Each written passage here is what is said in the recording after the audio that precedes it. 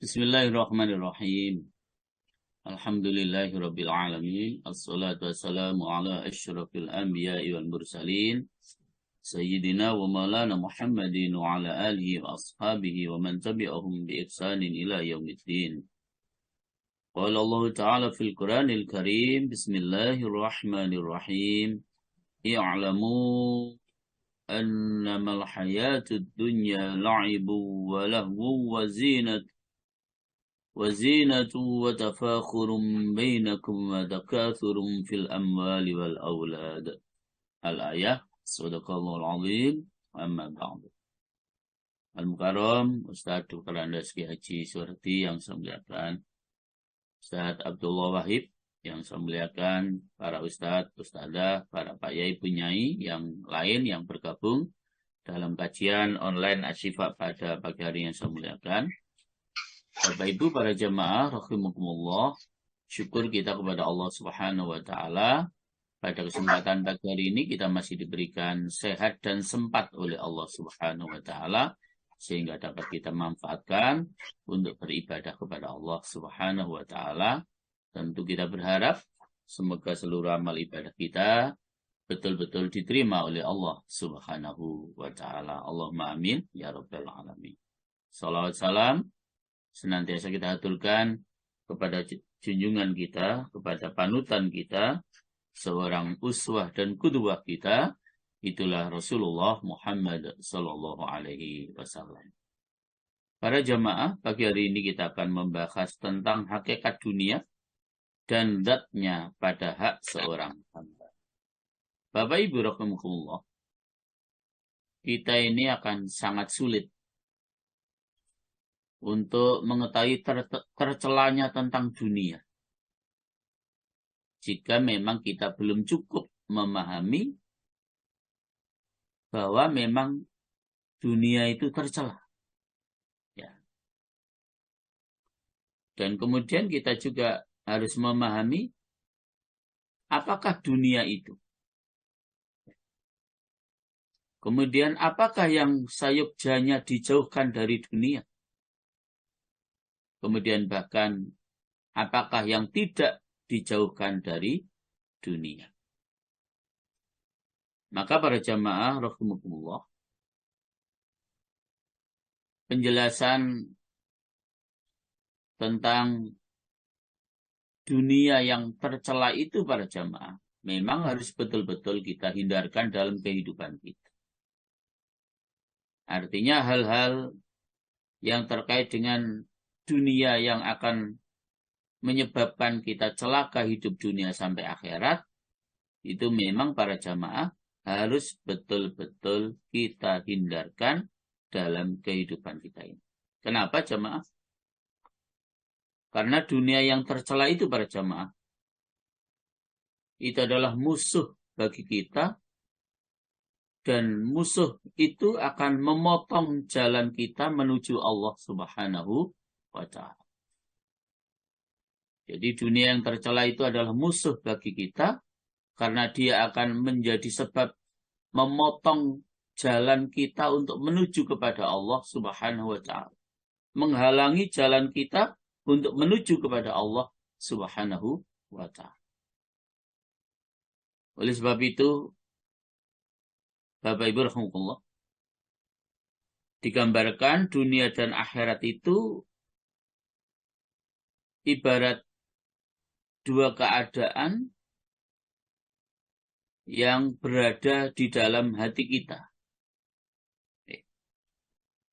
Jadi dunia dan akhirat kita itu suatu ibarat mengenai dua keadaan dari beberapa keadaan hati kita. Maka yang hampir dan yang dekat dari kedua keadaan itulah disebut dunia.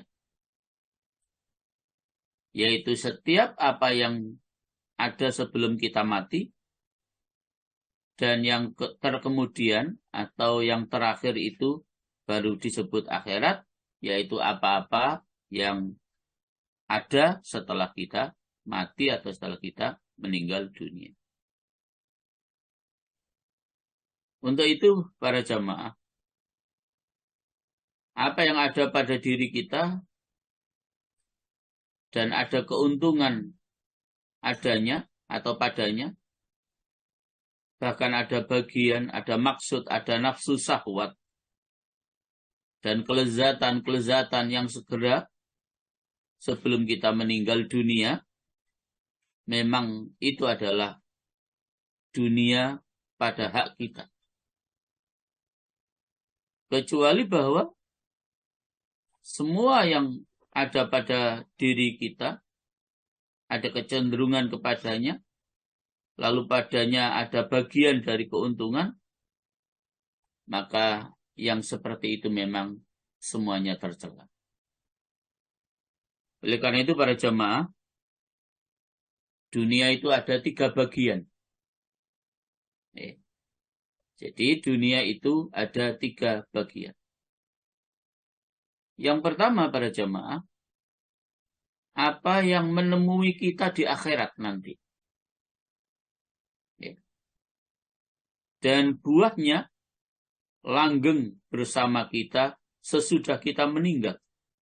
Bahkan tidak pernah terputus walaupun kita sudah meninggal. Apa yang menemani kita di akhirat? Yang buahnya langgeng bersama kita dan tidak akan putus bersama kita, yaitu 2 perkara. Yang pertama ilmu, yang kedua adalah amal. 2 perkara yang akan selalu menemani kita walaupun kita sudah meninggal dunia. Yang pertama ilmu, yang kedua adalah amal. Ilmu yang dimaksud ini ilmu apa para jemaah? Ilmu yang dimaksud adalah ilmu tentang Allah.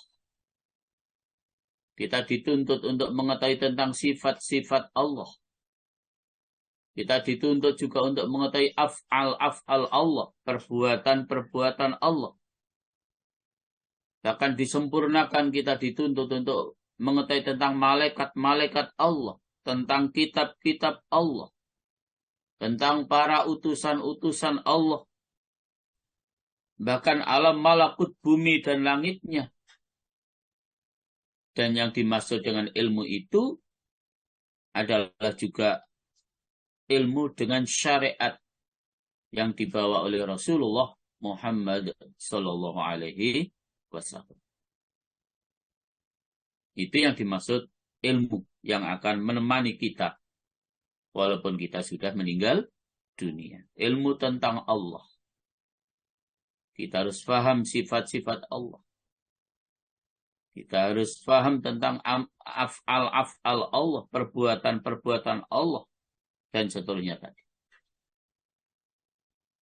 Nah, yang dimaksud dengan amal, apa yang akan menemani kita? Ini yang harus menjadi catatan para jamaah. Jadi amal yang akan menemani kita walaupun kita sudah meninggal dunia adalah ibadah yang ikhlas karena Allah Subhanahu wa ta'ala. Nah, ini memang catatannya para jamaah. Bukan sekedar ibadah, tapi amal yang realisasinya ibadah kita kepada Allah Subhanahu wa ta'ala dan ibadah yang akan dapat menemani kita saat kita sudah meninggal dunia itu para jamaah adalah ibadah yang kita lakukan dengan ikhlas. Sekali lagi, ibadah yang kita lakukan dengan ikhlas. Jelas memang hadisnya. Inna allaha la yaqbalu minal amal illa ma kana lahu khalisan wa wajhuhu bihi wajhuhu. Sesungguhnya Allah tidak akan menerima suatu amal kecuali amal itu dilakukan dengan khalisan, penuh ikhlas. Wa wajhuhu bihi wajhuhu, dan semata-mata hanya untuk mencari ridha Allah Subhanahu wa ta'ala. Itulah amal. Itulah ibadah yang akan dapat menemani kita sampai pun kita nanti menghadap Allah Subhanahu wa ta'ala. Amal ibadah yang kita lakukan dengan penuh ikhlas. Tidak karena riya, tidak karena ujub, tidak karena sum'ah. Tidak karena ingin dipuji oleh orang dengan dipamer-pamerkan ibadahnya. Tidak juga karena ingin diperdengar-dengarkan oleh orang karena amal ibadahnya. Tidak juga karena ujub merasa bangga diri sendiri karena ibadah yang dilakukan. Dulu sudah pernah saya sampaikan. Merasa bangga dengan amal ibadah yang kita lakukan itu para jamaah adalah satu hal dari sekian hal yang akan dapat menggerogoti, menodai keikhlasan kita di dalam beribadah kepada Allah Subhanahu wa ta'ala. Para jamaah rahimahullah. Jadi ilmu dan amal yang akan menemui kita di akhirat nanti. Kadang-kadang orang yang berilmu itu merasa sayang dengan ilmunya. Sehingga yang demikian itu menjadi sesuatu yang paling lezat baginya. Kemudian ia meninggalkan tidur, meninggalkan makan, menikah karena lezatnya ilmu itu. Karena berilmu itu lebih merindukan baginya daripada semua yang ada selain ilmu itu. Maka itu menjadi keuntungan yang segera di dunia. Akan tetapi apabila kita menjelaskan tentang tercelanya dunia, maka kegandrungan akan ilmu tersebut itu memang tidak termasuk dunia yang tercela, tetapi itu merupakan bagian daripada akhirat. Demikian pula orang yang ahli ibadah. Kadang-kadang ia merasa sayang dengan ibadahnya. Maka ia merasakan kelezatan ibadahnya. Di mana seandainya ia dilarang menjalankan ibadah, niscaya yang demikian itu menjadi siksaan yang paling besar baginya. Sehingga sebagian dari mereka berkata, aku tidak takut dari mati, kecuali dari segi mati itu menghalangi antara aku dan bangun tengah malamku. Jadi, orang yang sayang sekali dengan ibadah itu, para jamaah, tidak pernah takut mati. Justru yang ditakutkan jika ada satu kesempatan yang menyebabkan ia terhalang untuk tidak beribadah kepada Allah, ia terhalang untuk bisa bangun di tengah malam, itu yang sangat ditakutkan. Soal mati sama sekali tidak takut. Karena memang bekal ibadahnya sudah banyak, dan ibadah yang dilakukan bukan sekedar banyak, tetapi ibadah yang dilakukan adalah ibadah yang dilakukan karena semata-mata mengharap ridha Allah Subhanahu wa ta'ala. Bapak Ibu para jamaah rahimahullah, memang dunia itu terambil dari lafadz ad-dunuwi. Ad-dunuwi itu artinya sesuatu yang dekat. Jadi sesuatu yang dekat. Sesuatu yang selalu dekat dengan kita. Itu ad-dunuwi. Persoalan-persoalan duniawiyah. Nah, jadi sampai kemudian Rasulullah Muhammad SAW dalam hadis riwayat Imam An-Nasai dari Al-Hakim dari Anas, Rasulullah SAW dawuh, "Khubbiba ilayya min dunyakum salas, an-nisa wa tibu wa qurratu aini fis shalah." Kata Rasulullah pada jamaah, dicintakan kepadaku dari duniamu. Ya, dicintakan kepadaku dari duniamu 3 perkara. 3 perkara itu yang pertama adalah wanita. Yang kedua adalah wangi-wangian atau harum-haruman. Minyak wangi maksudnya. Dan yang ketiga adalah kesujukan mataku saat sedang dalam menjalankan sholat. Jadi, jamaah rahimahullah, Rasulullah memiliki kecintaan terhadap 3 hal. Yang pertama wanita, yang kedua wangi-wangian, dan yang ketiga kesejukan matanya, mataku kata Rasulullah saat sedang menjalankan sholat. Jadi para jamaah rahimahullah, Rasulullah SAW telah menjadikan sholat di antara sebagian kelezatan-kelezatan dunia.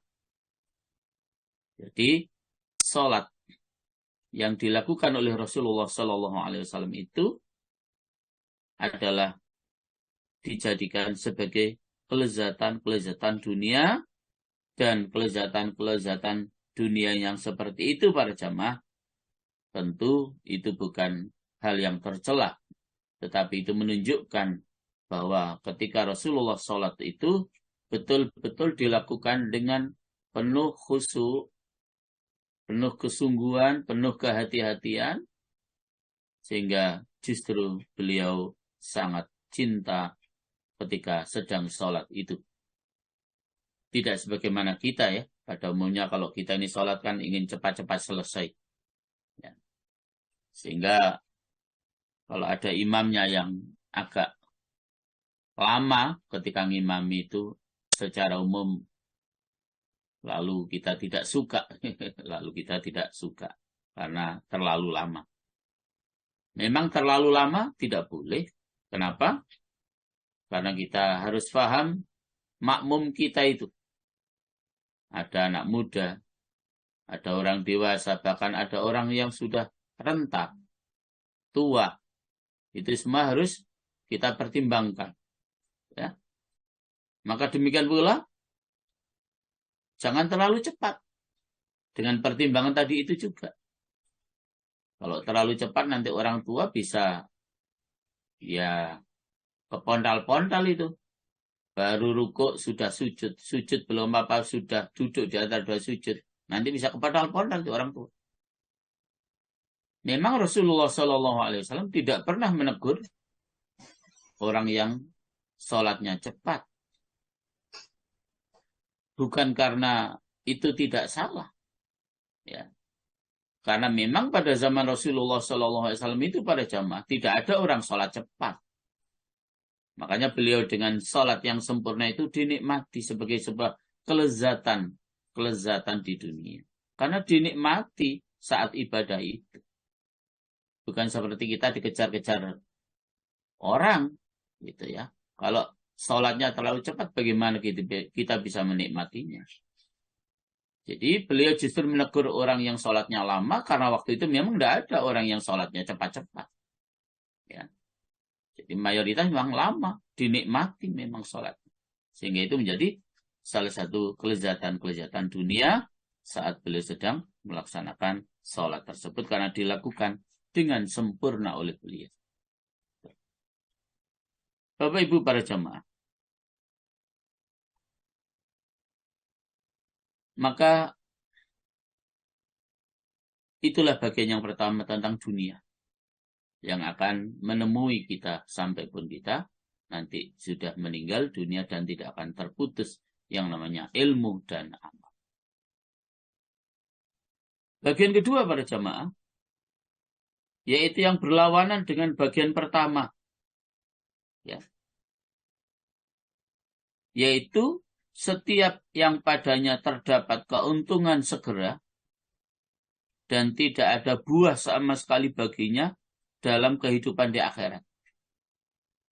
Seperti mereka merasakan lezatnya dengan segala macam kemaksiatan yang dilakukannya. Dan bersenang-senang dengan hal-hal yang mubah. Mubah itu boleh dikerjakan, boleh pula ditinggalkan. Jadi bersenang-senang dengan kelezatan hal-hal yang hukumnya mubah. Ya, yang melewati kadar kebutuhannya.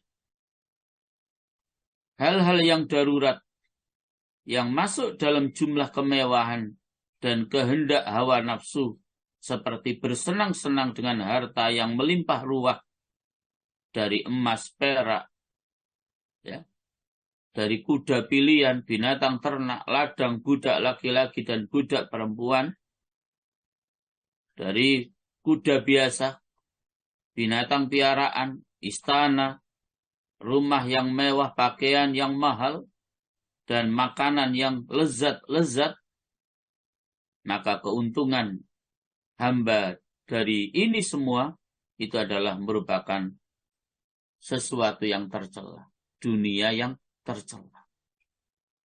Jadi para jamaah, bermewah-mewahan ya dalam memiliki harta kekayaan melebihi batas kebutuhan yang kemudian menyebabkan timbul kebanggaan dan sombong, itu sesungguhnya semuanya adalah termasuk dunia yang tercela. Termasuk dunia yang tercela. Dan dalam harta yang terhitung berlebihan atau dalam tempat hajat atau kebutuhan terdapat perhatian yang panjang, itu juga tidak boleh. Sehingga dalam sebuah riwayat, Khalifah Umar bin Khattab pernah memperkerjakan sahabat Abu Darda di kota Homs, suatu kota yang terkenal di negeri Syam saat itu. Jadi Khalifah Umar memperkerjakan Abu Darda di kota Homs, kota yang terkenal di negeri Syam saat itu. Kemudian Abu Darda mengambil sebuah tempat yang dapat menutupi dari panasnya matahari. Ia membiayai untuk itu 2 dirham. Maka Umar menulis surat kepada Abu Darda sebagai berikut. Dari Umar bin Khattab radhiyallahu an, Amirul Mukminin, kepada Uwaimir atau Abu Darda tadi. Sesungguhnya telah ada bagimu dalam pembangunan Parsi dan Romawi apa yang kau merasa cukup dengan itu dari membangun dunia ketika Allah Ta'ala menghendaki kehancurannya. Maka apabila telah sampai suratku ini, maka aku sungguh telah memperjalankan engkau ke Damsik atau Damaskus beserta keluargamu. Maksudnya dari kota Homs di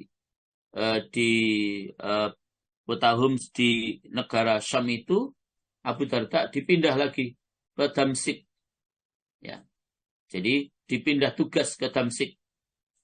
Maka setelah surat itu diterima oleh Abu Darda, ia beserta keluarganya pindah ke Damsik dan tinggal di sana hingga wafat pada masa Khalifah Utsman bin Affan. Maka ini dipandang oleh Umar bin Khattab radhiyallahu an sebagai berlebihan dari dunia. Maka perhatikanlah dengan sungguh-sungguh. Jadi jamaah, menugaskan karyawan atau pejabat di bawahnya sampai akhirnya dengan pindah ke kota satu ke kota lain, dipindah lagi dari satu daerah ke daerah lain, dipindah lagi dari satu negara ke negara lain, sampai kemudian akhirnya wafat, itu adalah berlebih-lebihan dalam persoalan dunia. Sehingga Umar bin Khattab saat itu menyesal sampai kemudian Abu Darda itu meninggal di kota Damsik tersebut karena menjalankan tugas yang harus pindah-pindah seperti itu. Itu adalah berlebihan dalam persoalan dunia. Itu menyebabkan Umar bin Khattab dengan menugaskan itu menjadi sangat menyesal. Sampai akhirnya Abu Darda meninggal dunia di kota Damsik tersebut. Lalu yang ketiga para jamaah, bagian dunia yang ketiga adalah tengah-tengah antara 2 ujung. Kalau tadi dunia yang pertama yang akan menemani kita sampai di akhirat. Kalau bagian kedua tadi semuanya tercela, nggak ada gunanya, hanya berguna untuk kehidupan di dunia saja. Maka untuk kehidupan akhirat lepas, nggak ada gunanya sama sekali. Maka bagian yang ketiga ini para jamaah adalah tengah-tengah antara 2 ujung tadi, antara nomor 1 dengan nomor 2 tadi. Ya. Tiap-tiap keuntungan dalam waktu segera atau keuntungan dunia itu menolong kepada amal perbuatan akhirat. Jadi contohnya sekedar kita harus makan untuk apa? Untuk agar kita memiliki kekuatan dan kesehatan untuk beribadah kepada Allah. Ya, jadi tidak murni memang urusan dunia, hubungannya dengan akhirat, tidak murni kita memang hanya menumpuk harta kekayaan, tapi memang kita tetap butuh dunia. Sekedar kita harus makan memang untuk tetap agar kita kuat, agar kita tetap sehat. Untuk apa? Untuk beribadah kepada Allah. Untuk mengantarkan kita agar kita bisa bertakwa kepada Allah. Ya. Bahkan sekedar kita pakai baju kurung atau baju gamis yang kasar, yang semuanya itu adalah sekedar menutup aurat buat kita, agar kita betul-betul bisa menggunakan baju tersebut untuk beribadah kepada Allah Subhanahu wa Ta'ala. Bahkan dengan cara-cara seperti itu para jamaah, itu artinya dunia sebagai pengantar kita untuk menuju akhirat. Ya. Jadi dunia sebagai media bagi kita untuk mencapai akhirat.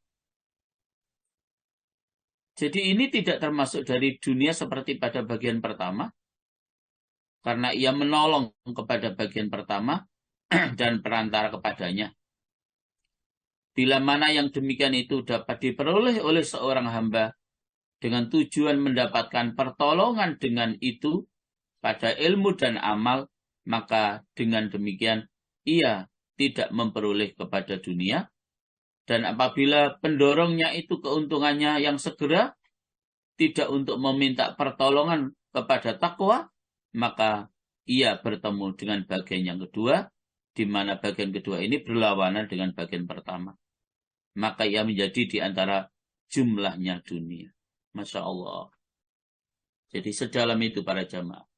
Jadi kalau kita tadi memanfaatkan dunia, salah satu contoh tadi, makan biar kita tetap sehat untuk beribadah kepada Allah.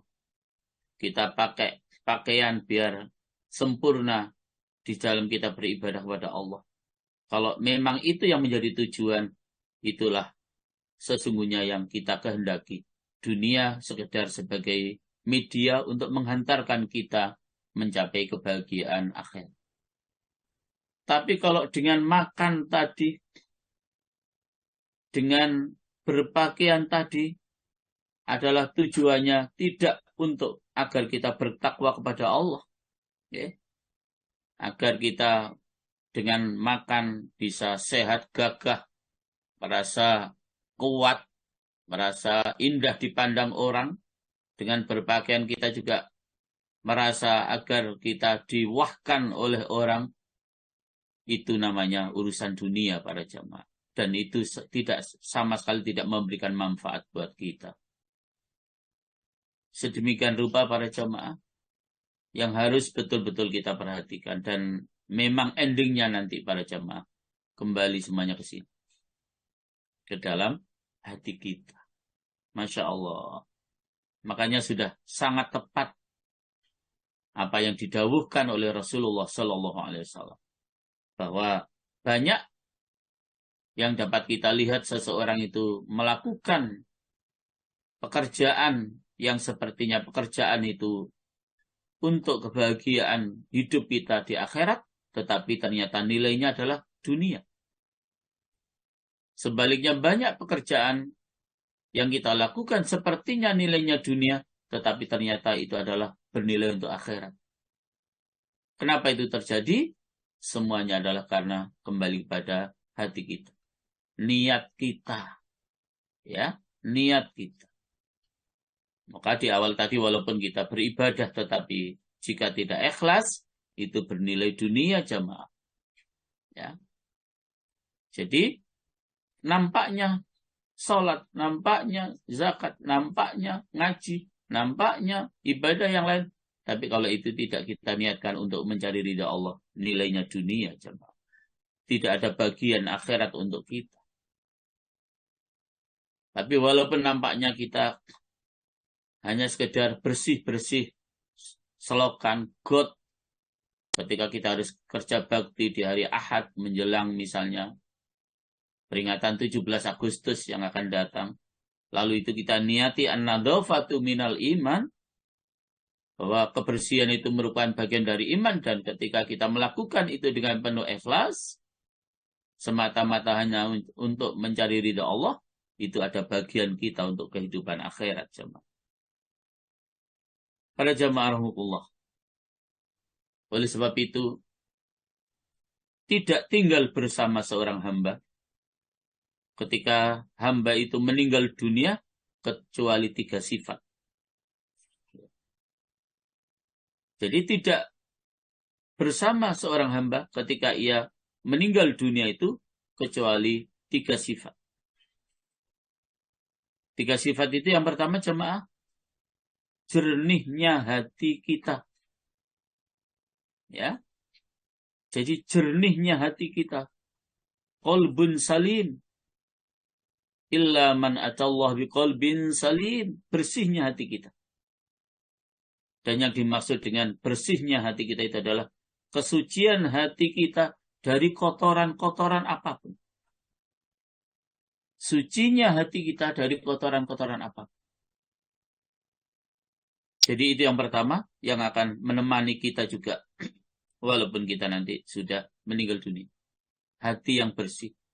Qalbun salim. Gitu. Yang kedua, yang akan menemani kita apa?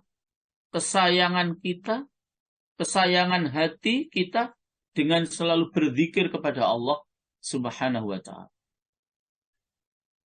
Karena salah satu daripada manfaat kita berzikir para jamaah adalah sebagaimana yang Allah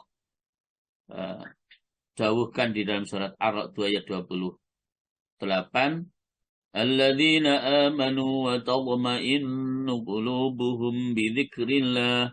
Ala bi dzikrillahi tatma'innul qulub. Indri monggo. Ar-Ra'd 28. Jadi ayat 28 ya Ustaz. Nggih.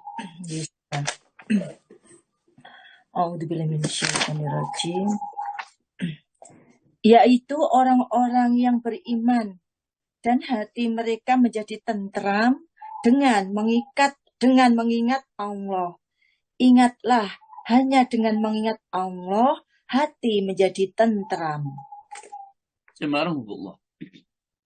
Kesayangan hati kita dengan zikir kepada Allah.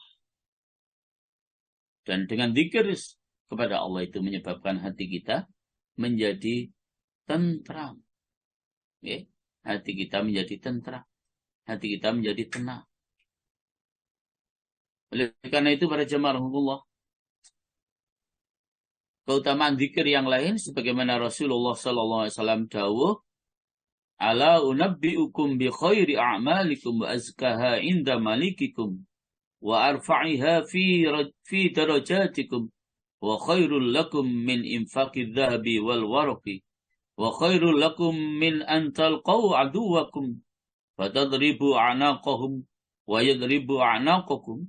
Qalu bala ya Rasulullah. Qala dzikrullah.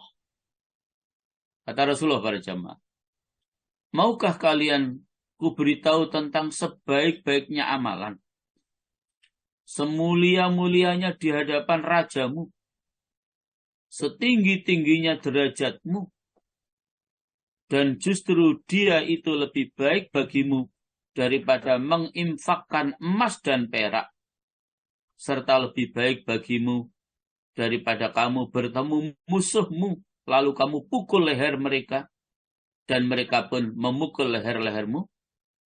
Mereka para sahabat menjawab, mau ya Rasulullah. Sesuatu yang luar biasa tadi itu, Rasulullah dawuh. Kemudian beliau dawuh, yaitu zikrullah. Masya Allah. Jadi, zikir kepada Allah itu adalah amal yang sebaik-baiknya. Semulia-mulianya kita di hadapan Allah.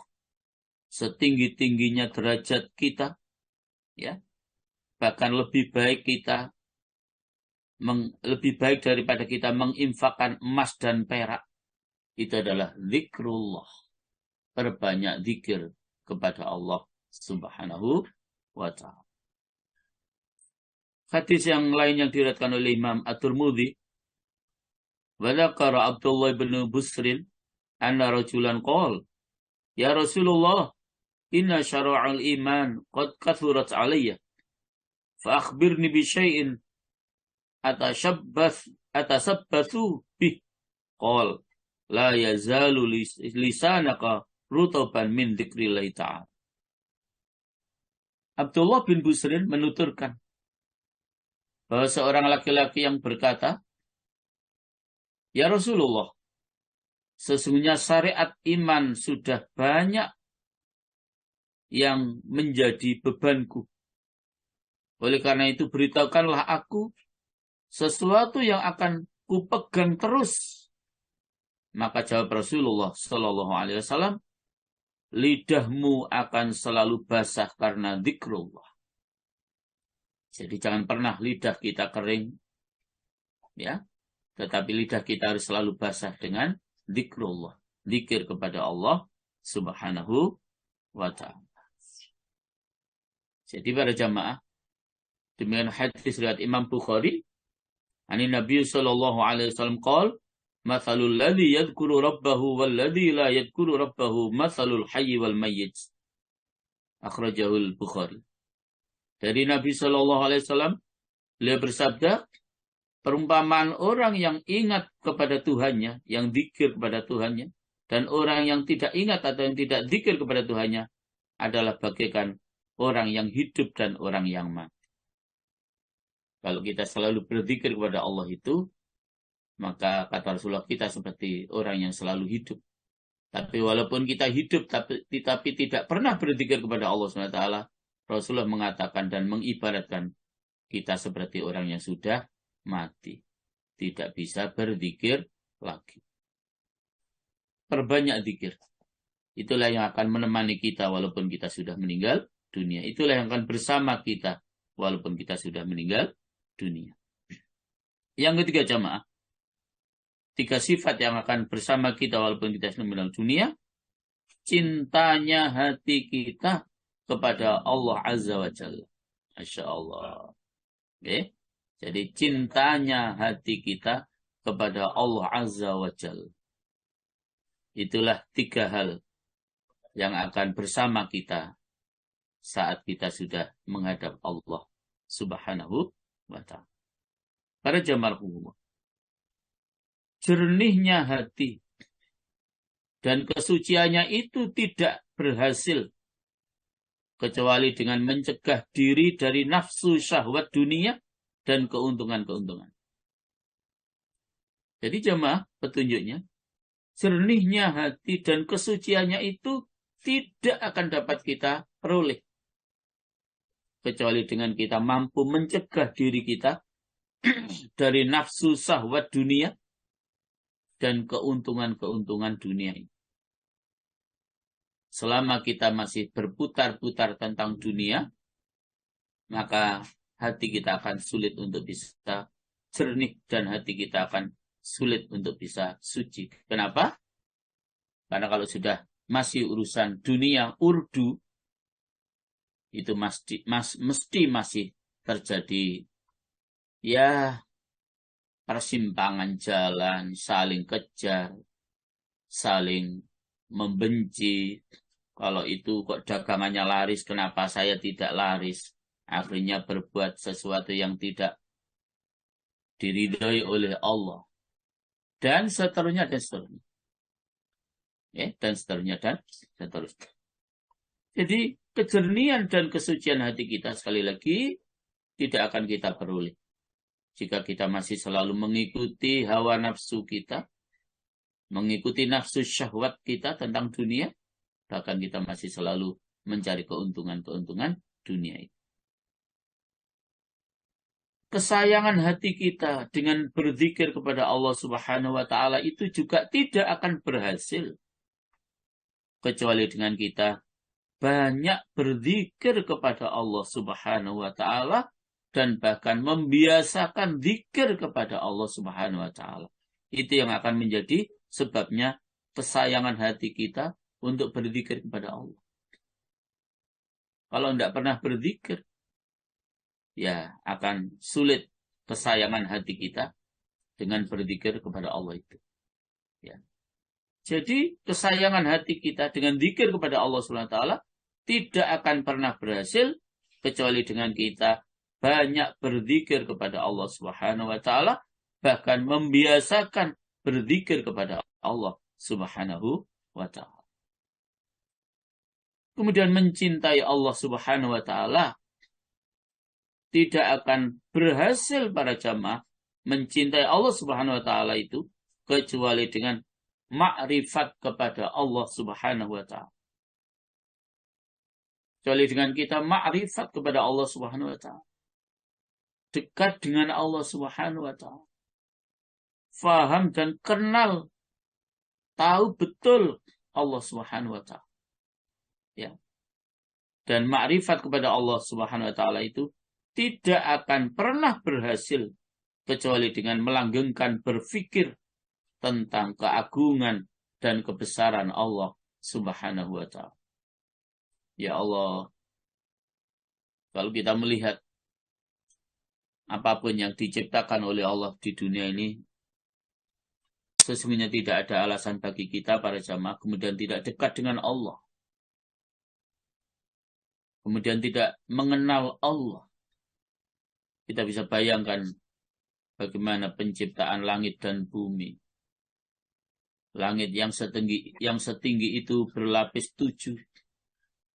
Yang kita melihatnya tanpa ada tiang sama sekali, tapi mampu bertahan di tempat yang amat sangat tinggi, yang dilengkapi dengan bintang gemintang yang luar biasa, yang jumlahnya tidak ada yang tahu, yang kemudian mereka mengelilingi sesuai dengan rotasinya masing-masing, dengan tanpa ada yang pernah bertabrakan dan seterusnya. Bahkan hal yang sudah sering saya sampaikan pada jamaah. Sekedar melihat matahari saja para jamaah. Yang itu menurut penelitian yang dilakukan oleh para ahli. Matahari yang kelihatan hanya sebesar bola itu para jamaah. Itu ternyata setelah diteliti besarnya adalah 300.000 kali dibanding besarnya bumi yang kita tempati. Allahu Akbar. Jadi dengan kita berpikir tentang keagungan Allah, dengan melihat kebesaran Allah atas ciptaan-ciptaannya, itulah para jamaah yang menjadi wasilah dan media bagi kita untuk betul-betul kemudian kita mencintai Allah Subhanahu wa ta'ala. Bahkan para jamaah, ketika kemudian ada semacam kalimat man arafa nafsahu arafa rabbahu, itu memang betul-betul kenyataan. Siapa yang mengenal dirinya, maka akan mengenal Tuhannya. Diri kita yang seperti ini Masya Allah, demikian sempurna Allah mengatur jaringan-jaringan yang sedemikian rupa yang ada di badan kita ini setelah dilakukan penelitian. Allahu Akbar. Betapa sempurna Allah menciptakan diri kita ini. Maka siapa yang mengenal dirinya, sesungguhnya dia mengenal Tuhannya. Tidak mungkin siapapun mampu mengatur anatomi tubuh kita sedemikian sempurna para jamaah. Yang itu memang siapapun tidak akan mungkin mampu untuk menciptakan serapi dan sesempurna ciptaan Allah Subhanahu wa ta'ala. Belum melihat makhluk-makhluk Allah yang jika kita selalu berpikir tentang keagungan dan kebesaran Allah Subhanahu wa ta'ala, itu yang akan menjadi sebab kita selalu mencintai Allah Subhanahu wa ta'ala. Bapak Ibu para jamaah, sifat 3 inilah yang menyelamatkan diri kita dari siksaan dan yang akan membahagiakan diri kita setelah kita meninggal dunia. Oke, jadi setelah kita meninggal dunia. Adapun sedikit lagi. Adapun kesucian hati dari nafsu syahwat dunia itu diantaranya sekali lagi, itulah yang menyelamatkan dari bahaya kehidupan kita di dunia. Ya. Jadi kesucian hati dari nafsu syahwat dunia itu yang akan menyelamatkan diri kita dari bahaya dunia ini. Karena kesucian hati itu merupakan benteng antara seorang hamba itu dengan siksaan Allah Subhanahu wa ta'ala.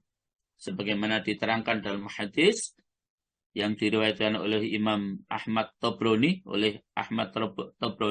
dari Abdurrahman bin Samurah, Rasulullah sallallahu alaihi wasallam beliau bersabda, "Inna a'malal abdi tunadilu anhu, fa idza ja'al adabu min jihati rijlaihi ja'a qiyamul lail yadfa'u anhu, wa idza ja'a jihatin yadaihi ja'atis sadaqah tadfa'u anhu." Sesungguhnya amal-amal perbuatan seorang hamba itu menolak bahaya daripadanya. Maka apabila siksa itu datang dari arah kedua kakinya, niscaya datanglah sholat tengah malam menolak siksa daripadanya. Apabila siksa itu datang dari arah depannya, niscaya datanglah sedekah itu menolak siksa daripadanya. Ila akhir hadis. Jadi jamaah rahimahullah, kesucian hati dari nafsu syahwat dunia yang kemudian menyebabkan hati kita menjadi hati yang suci, yang kemudian hati yang suci itu membersamai saat kita sedang beribadah kepada Allah Subhanahu wa ta'ala. Kalau kemudian ibadah yang kita lakukan itu kita dasari dengan hati yang suci, kita lakukan dengan hati yang ikhlas, maka amal atau ibadah seseorang itu, jamaah, bisa menolak bahaya untuk diri orang itu. Hingga dijelaskan dalam hadis ini, kalau misalnya ada bahaya itu akan menimpa kedua kaki kita, maka bahaya itu akan tertolak karena tadi malam kita sudah sholat lail. Kalau bahaya itu akan menimpa dari depan kita, maka ibadah kita akan menolak bahaya itu. Dan itulah sedekah kita. Sehingga sudah sering kita dengar, as-sodaqatu tadfa'ul balak. Bahwa sedekah itu dapat menolak balak. Tetapi ingat, sedekah berangkat dari kesucian hati, sedekah dari keikhlasan hati, ibadah dari kesucian hati, ibadah dari keikhlasan hati kita. Memang kuncinya nanti tidak bisa lepas dari hati ini para jamaah. Itulah para jamaah sebagai pengantar yang kemudian insya Allah masih akan kita lanjutkan episode kedua pada pertemuan yang akan datang tentang tema yang sudah kita sampaikan, hakikat dunia dan zatnya pada hak seorang hamba. Matur nuwun, dan kami kembalikan kepada Bu Ririn. Monggo Bu Ririn.